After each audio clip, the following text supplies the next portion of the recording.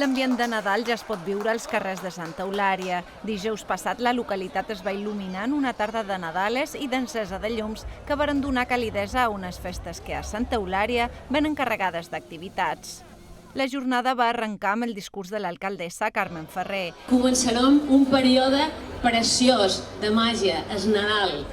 Un període de trobades, d'amics, de familiars. I desitjam, jo i tota la corporació que estem aquí, desitjam que cada una de les llums que avui s'encendran estiguen plens d'il·lusions, de projectes i de felicitats per tots vosaltres. I va continuar amb música. I és que els alumnes de l'Escola Municipal de Música de Santa Eulària varen celebrar el tradicional concert de Nadal. Un centenar d'alumnes de les classes d'iniciació infantil, cor infantil i la banda van interpretar clàssics d'aquestes dates.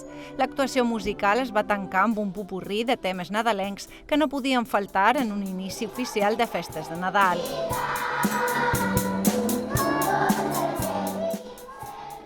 La nota més dolça, però, la va posar la tradicional xocolatada que es va repartir entre grans i petits per donar la benvinguda al Nadal.